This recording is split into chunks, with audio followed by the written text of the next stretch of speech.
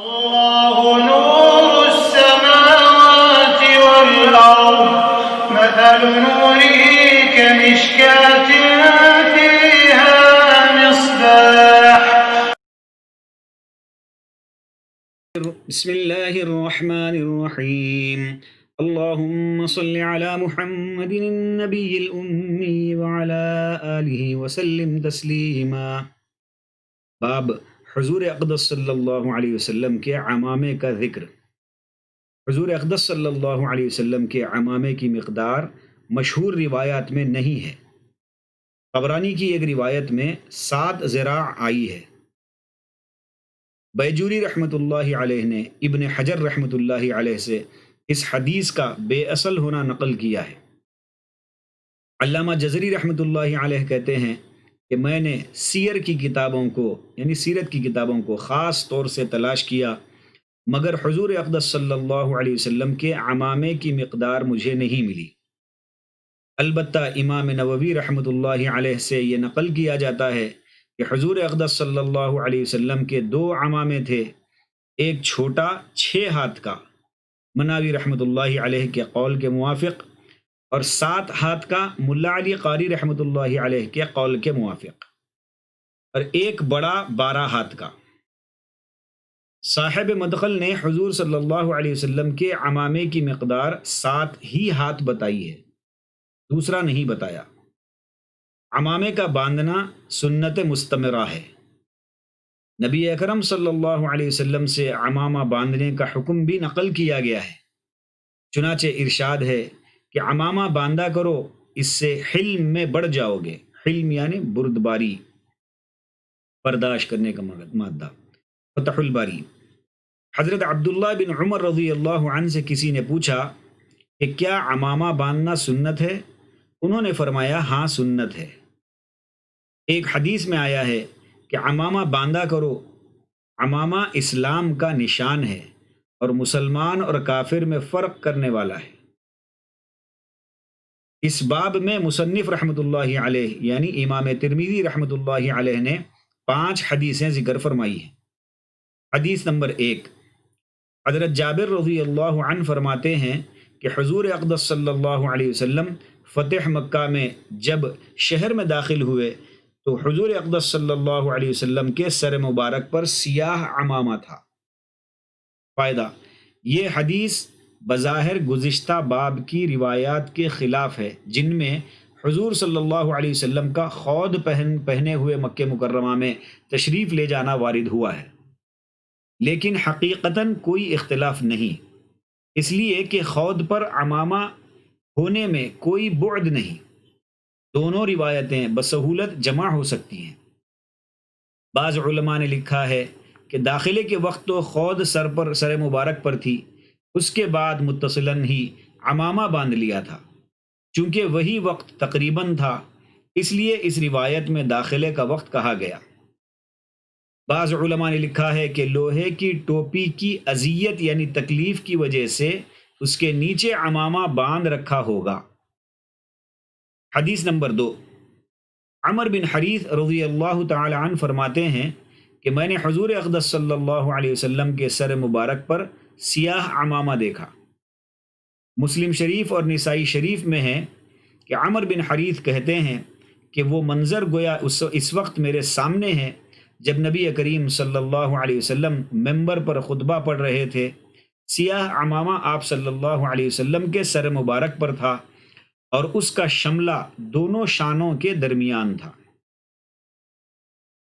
حدیث نمبر 3، عمر بن حریث رضی اللہ تعالی عنہ ہی سے یہ روایت ہے کہ حضور اقدس صلی اللہ علیہ وسلم نے ایک مرتبہ خطبہ پڑھا اور حضور صلی اللہ علیہ وسلم کے سر مبارک پر سیاہ عمامہ تھا.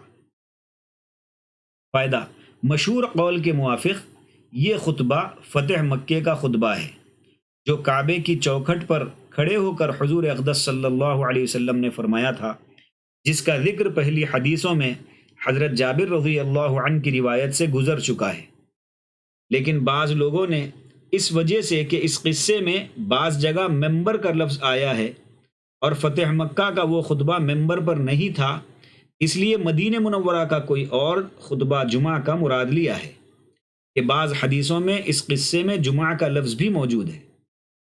ملا علی قاری رحمۃ اللہ علیہ نے شرح مشکات میں میرک شاہ سے نقل کیا ہے کہ یہ خطبہ حضور اقدس صلی اللہ علیہ وسلم کے مرض وصال کا ہے، واللہ اعلم۔ حدیث نمبر 4، حضرت ابن عمر رضی اللہ تعالی عنہ فرماتے ہیں کہ حضور اقدس صلی اللہ علیہ وسلم جب عمامہ باندھتے تو اس کے شملے کو اپنے دونوں مونڈھوں کے درمیان یعنی پچھلی جانب ڈال لیتے تھے۔ نافع یہ کہتے ہیں کہ میں نے عبداللہ بن عمر رضی اللہ تعالی عنہ کو ایسے ہی کرتے دیکھا۔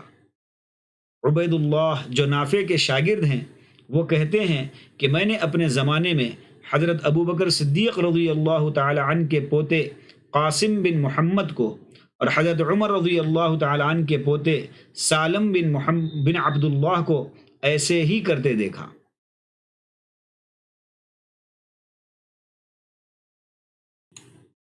اور حضرت عمر رضی اللہ تعالی عنہ کے پوتے سالم بن عبداللہ کو ایسے ہی کرتے دیکھا۔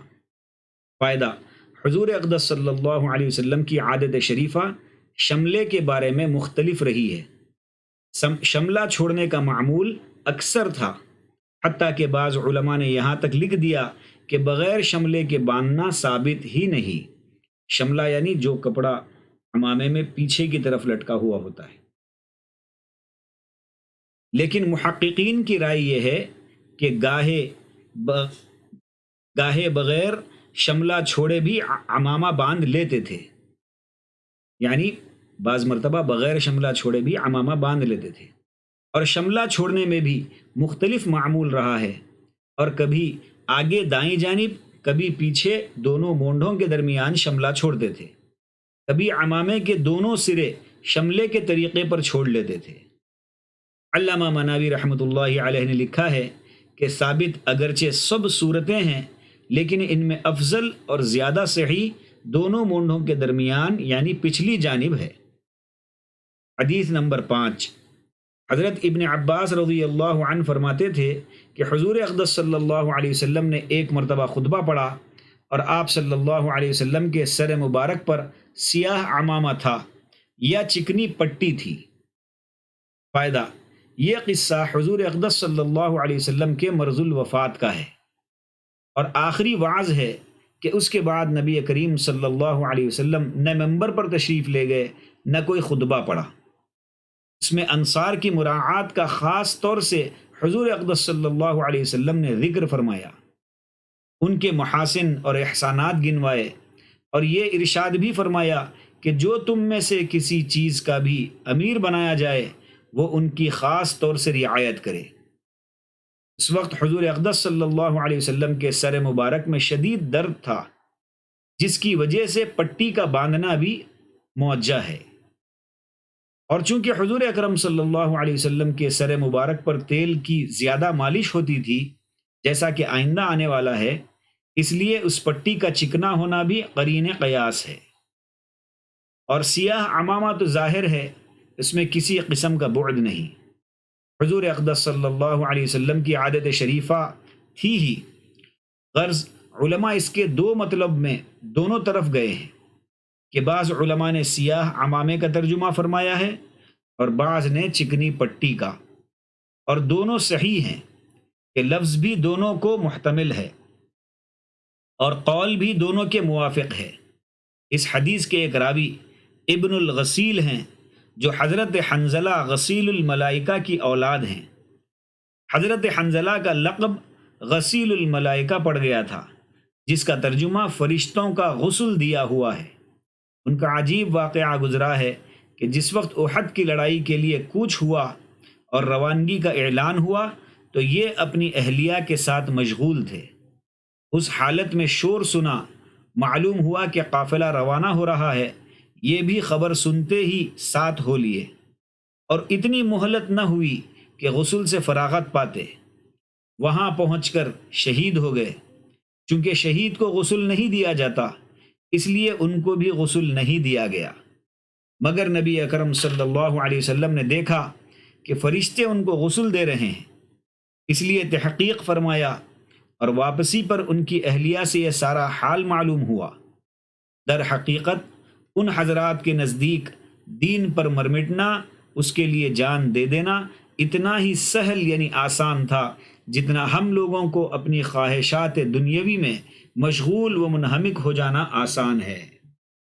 اللہ سبحانہ وتعالی ہم تمام کو نبی پاک صلی اللہ علیہ وسلم کی سنتوں پر عمل کرنے کی توفیق نصیب فرمائے، نبی پاک صلی اللہ علیہ وسلم کے دست مبارک سے حوض کوثر سے جام کوثر نصیب فرمائے، اور آخرت کی ہمیشہ ہمیشہ کی زندگی میں آپ صلی اللہ علیہ وسلم کا پڑوس نصیب فرمائے۔ وآخر دعوانا ان الحمد للہ رب العالمین۔